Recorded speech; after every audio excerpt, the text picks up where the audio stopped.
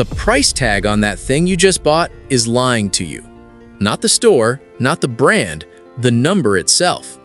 The math behind it was decided in a government office by a formula most economists don't bother explaining, applied to a product that traveled through 4 countries before it hit a shelf near you. And nobody put that on the label. Here is what's actually happening right now, and why the number you're paying is just the beginning of a much stranger story. Your grocery run is slightly heavier on the cart. A new appliance costs what a slightly better appliance used to cost. You check your budget, and nothing is technically wrong, but something is definitely off. You've probably noticed something in the last few months. Stuff costs more. Not dramatically more, not in one category, just quietly, broadly, persistently more. The word you keep hearing is tariffs. Politicians say it, economists say it, news anchors say it. But almost nobody slows down to show you the actual math, the mechanism, the chain, the reason that a 25% tariff on a Chinese-made product does not mean the price at the register goes up 25%. Sometimes it goes up more. Sometimes it gets absorbed somewhere else. And sometimes the consumer isn't even the one paying it. Which raises an obvious question. If you're not the one paying it, who is? Let's back up.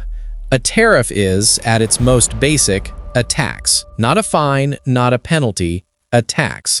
Specifically, it is a tax on imported goods collected at the border by U.S. Customs when a shipment arrives from another country. The importer, meaning the American company that ordered the product, pays that tax before the goods ever reach a warehouse.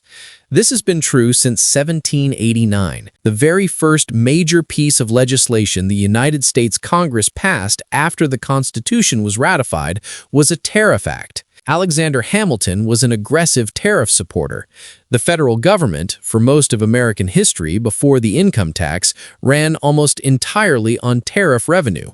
This is not a new tool. It is one of the oldest levers in the American economic machine. What's changed is the scale, the targets, and the cascading chain of consequences, which the original architects of tariff policy could not have fully anticipated, because the supply chains they were protecting didn't stretch across 6 time zones. So here is how it actually works today. Walk through this slowly. A retailer in Ohio, let's say it sells small kitchen appliances, orders a shipment of coffee makers manufactured in China. The factory price is $20 per unit. The retailer imports 10,000 units. That's $200,000 in product. Now imagine a 25% tariff is in place. The retailer now owes the U.S. Customs $50,000, 25% of the declared import value before a single coffee maker moves off a truck. That $50,000 has to go somewhere. The retailer has 3 choices. They can absorb it, which cuts into their margin. They can push it back onto the manufacturer by renegotiating the purchase price, or they can pass it forward onto you, the customer, in the form of a higher retail price. In reality, most of the time, they do all 3, partially. Some fraction lands on the manufacturer, some fraction eats into the retailer's margin, and some fraction shows up in the price you see at the register. This is why a 25% tariff almost never produces a 25% price increase for the consumer. It gets distributed across the whole chain. But distributed is doing a lot of work in that sentence, because the distribution is not equal and it is not stable. Here is the part that almost nobody explains. When a tariff goes on, it doesn't hit every product the same way. It hits commodities, standardized goods, very differently than it hits branded or specialized products. If you're importing generic steel and a tariff goes on, there's no brand loyalty to protect. The importer either pays up or finds a different source. That is a relatively clean market adjustment. Painful, but legible. But if you're importing a product with a supply chain that took 15 years to build, with proprietary tooling, trained labor, and supplier relationships across multiple countries, you can't just find a different source in 6 months. You're stuck. And when you're stuck, the tariff doesn't act like a policy lever. It acts like a fixed cost. And fixed costs in business get passed forward, always, eventually. This is why the tariff math on complex manufactured goods, electronics, appliances, medical equipment, auto parts, is so much harder to absorb than politicians tend to admit when they announce these policies. The announcement is simple. The math is not. Now, here is where the gap between what we're told and what's actually happening becomes almost absurd. The official framing of tariffs, when they're announced, is almost always about protecting American industries or generating revenue or applying pressure on trading partners to change their behavior. Those are real policy goals. They are not fiction. But the actual revenue from tariffs, the money that actually flows into the federal government, is a fraction of the federal budget. We're talking somewhere in the range of $80 to $100 billion per year in a federal budget that exceeds $6 trillion. That's not nothing, but it's also not a fiscal strategy. It's a rounding error at national scale. So if tariffs are not primarily a revenue tool, what are they?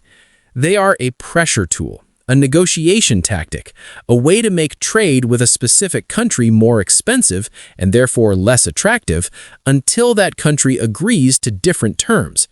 The problem is that pressure doesn't land cleanly on the foreign government you're targeting. It lands first on the American importer, then on the American retailer, then on the American consumer.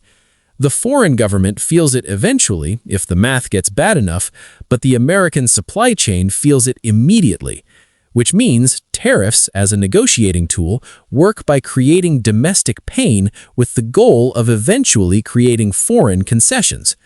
And the timeline between those two things, the pain and the concession, can be months or years, or it never closes at all. Zoom out further. The United States does not manufacture most of what it consumes. That is not an accident or a failure.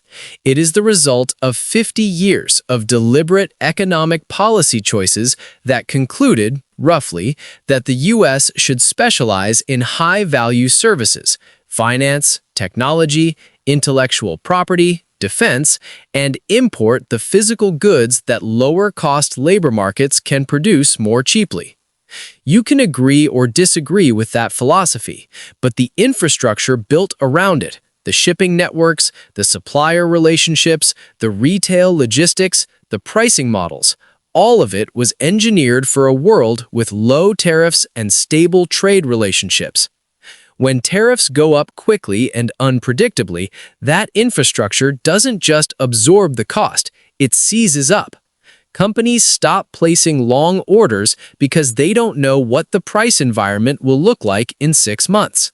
Suppliers in other countries start routing around U.S. customers toward markets with more stable terms.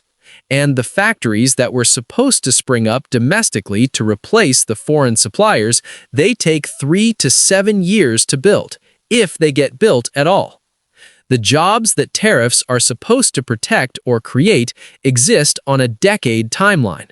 The price increases they generate exist on a monthly timeline. That gap between when the pain arrives and when the benefit might is the central tension that nobody in the political conversation spends much time explaining. So here is where this leaves you. The price tag on that appliance, that piece of electronics, that car part, that piece of furniture, it reflects a tax that was paid before the product ever reached your state.